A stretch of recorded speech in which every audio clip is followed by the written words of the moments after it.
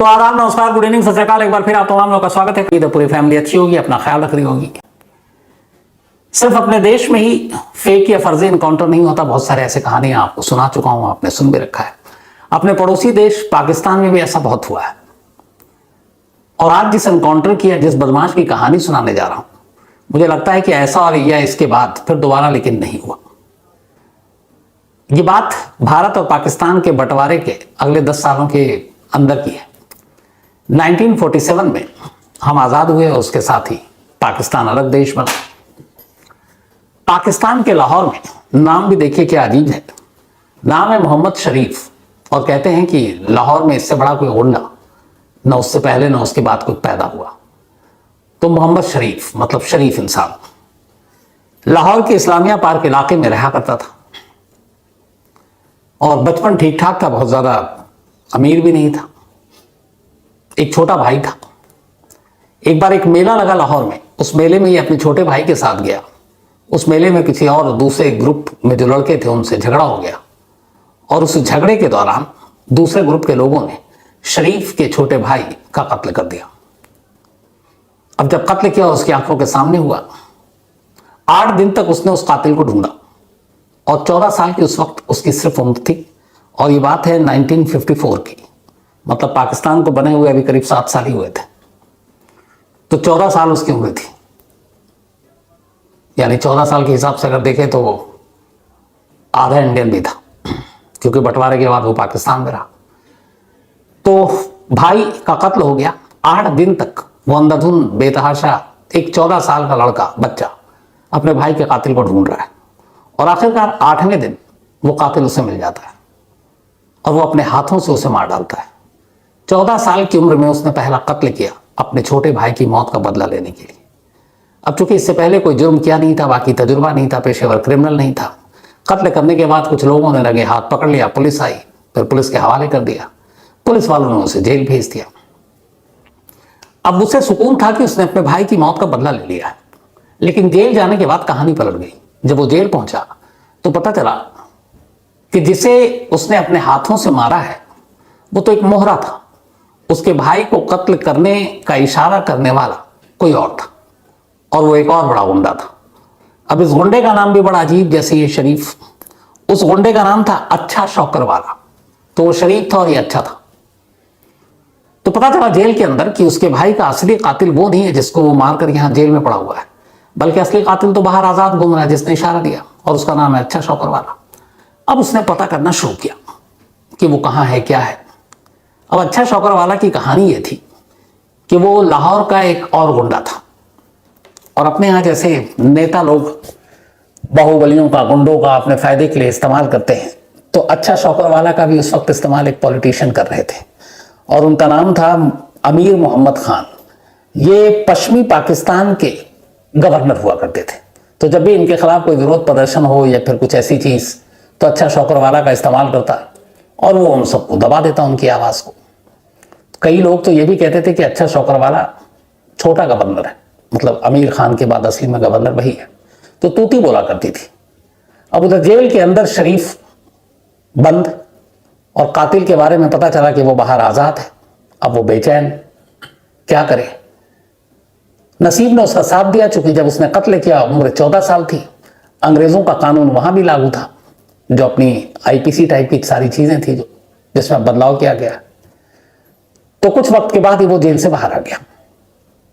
जब वो जेल से बाहर आया तो अब वो एक मासूम लड़का नहीं था, वो एक कातिल था पहले ही।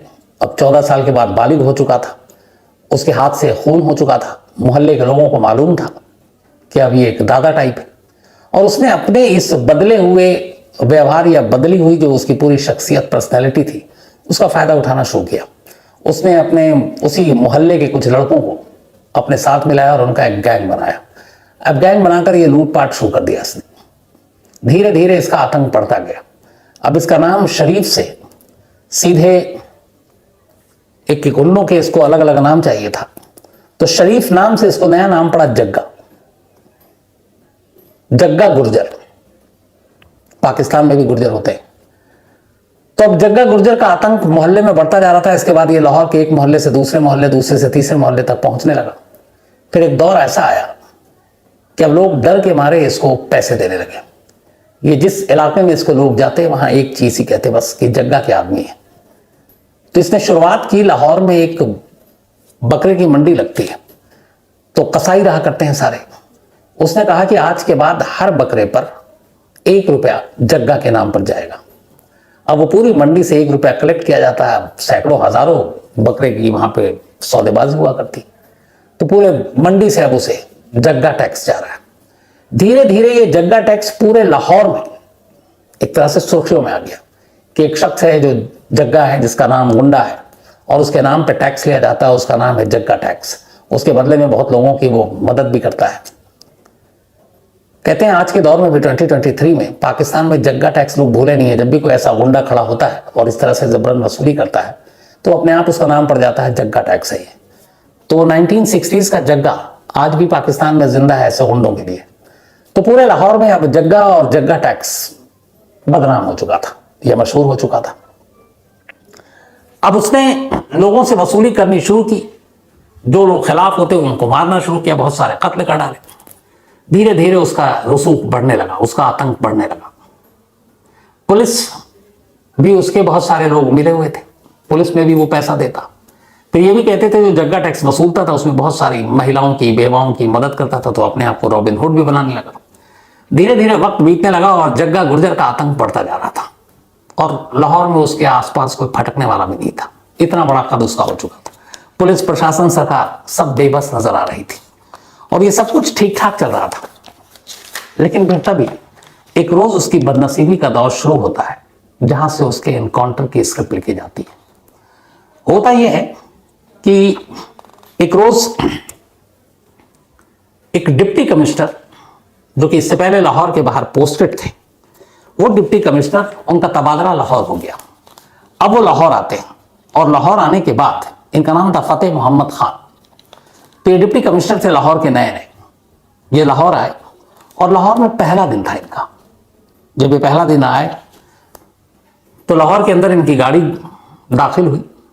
इनको जाकर चार्ज लेना है और लाहौर के एक मार्केट से ये गुजर रहे थे।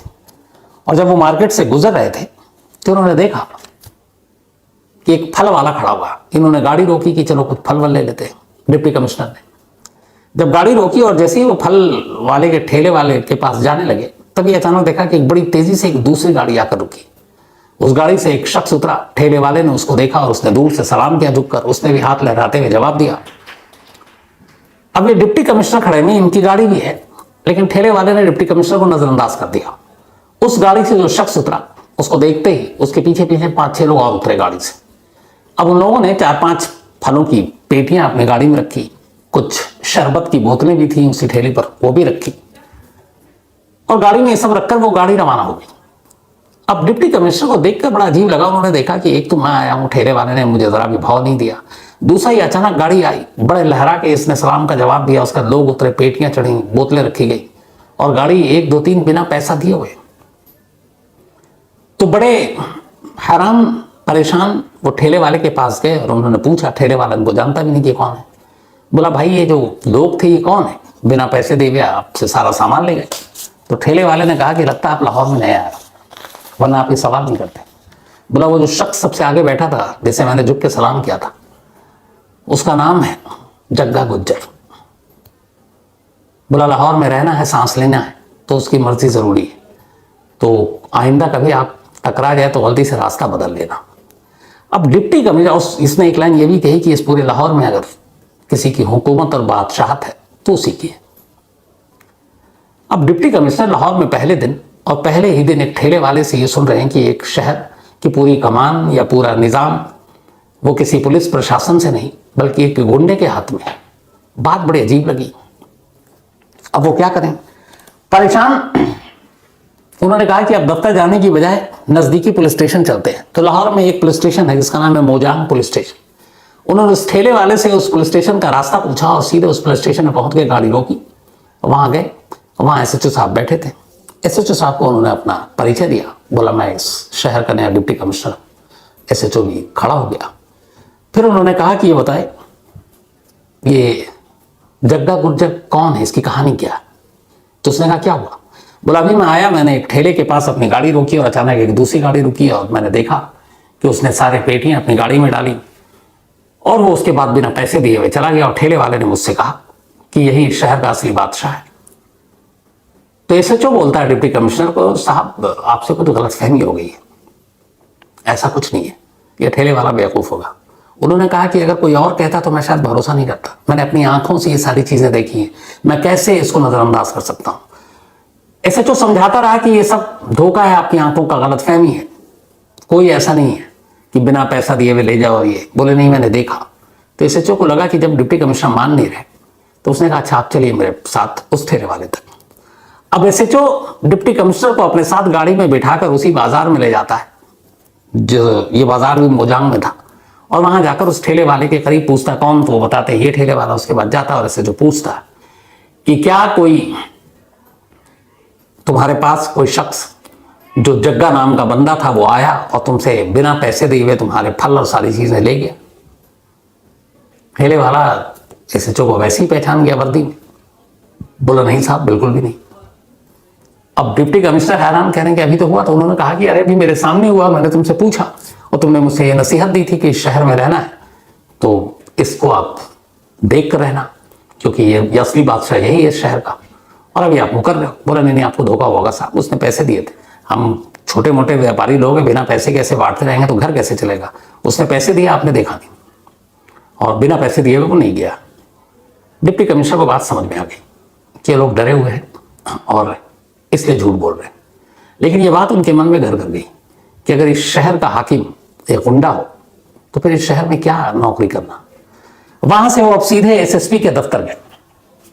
एसएसपी के पास जाने के बाद, उस समय के जो एसएसपी थे, वहां जाने के बाद उन्होंने पूरी बात एसएसपी को बताई। और एसएसपी हबीबुर रहमान खान, उन्होंने कहा कि मैं अभी अभी आया और मैंने ये देखा है और मुझे इस जग्गा गुर्जर की पूरी कहानी जाननी। एसएसपी भी दबंग आदमी, उसने कहा कि ये इस शहर का एक बहुत बड़ा गुंडा है और यहाँ जग्गा टैक्स के नाम से कोई ऐसा मोहल्ला या बस्ती नहीं बची है जहाँ से ये वसूली ना करता हो। तो उन्होंने कहा फिर पुलिस क्या कर रही है। तो उन्होंने कहा कि बहुत सारी चीज़ें हैं, हमारे ऊपर पॉलिटिकल प्रेशर भी है, जो अपने राजनीति का यही एक जो बुरा चेहरा होता है बहुत सारी जगहों पर है। तो उसने कहा कभी हम हाथ भी नहीं रखते हैं, ये चंदा बंदा भी देता है।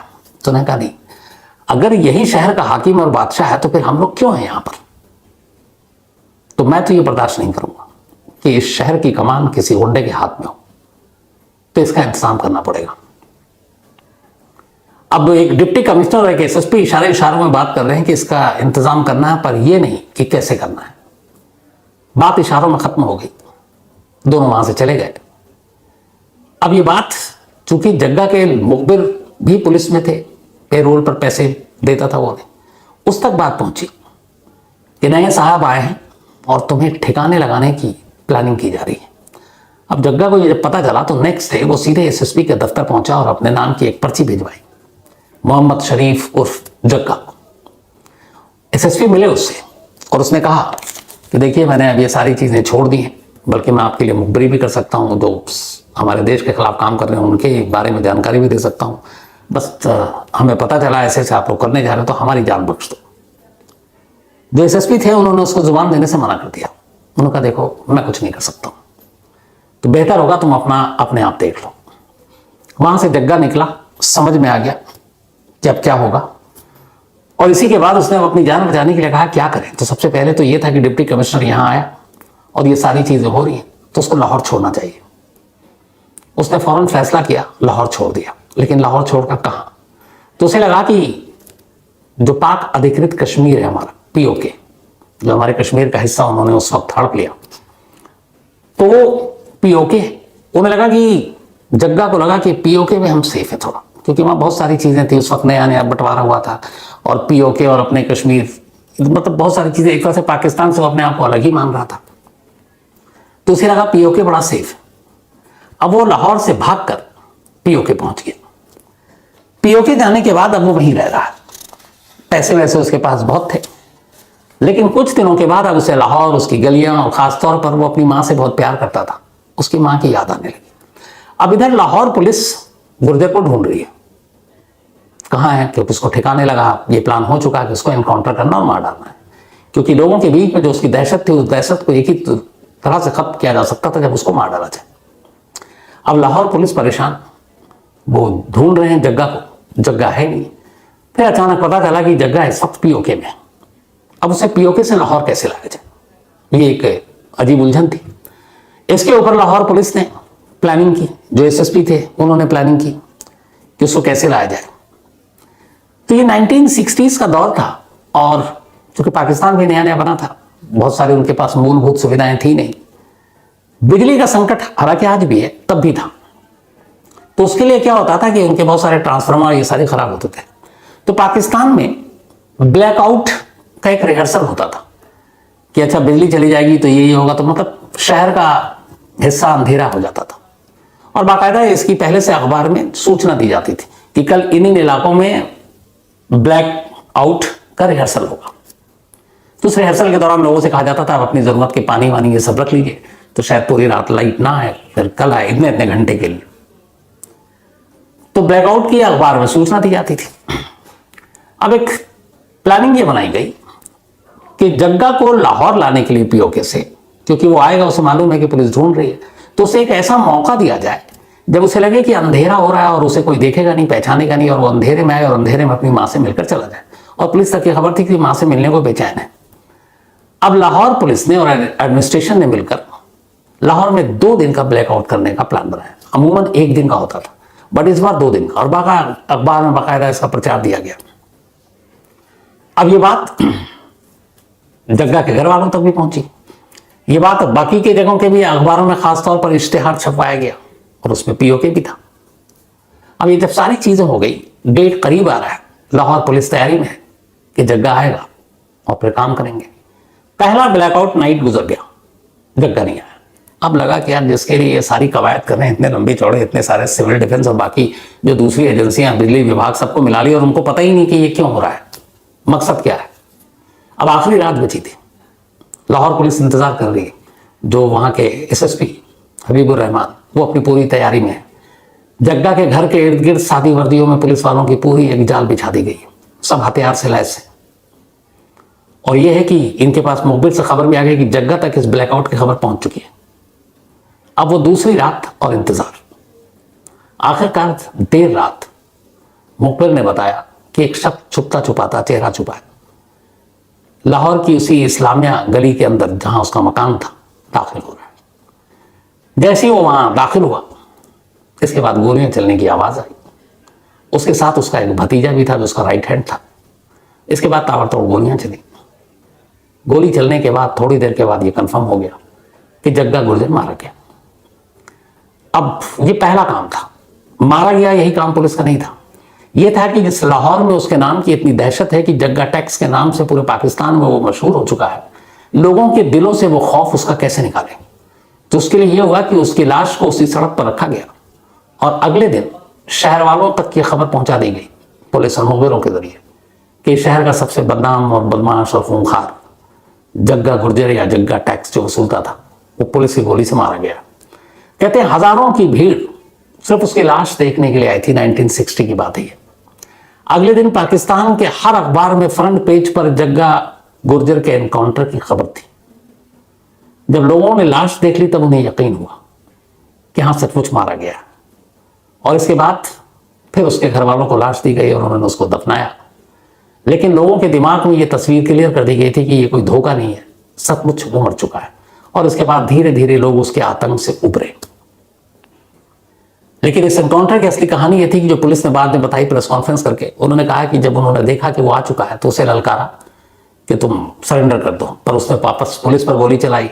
फिर से कहा सरेंडर कर दो। जब 2 बार नहीं माना, तीसरी बार जब गोली चलाई तब हमने मार दिया। और इसमें एसएसपी जो लीड कर रहे थे उनको भी एक हल्की सी चोट आई थी।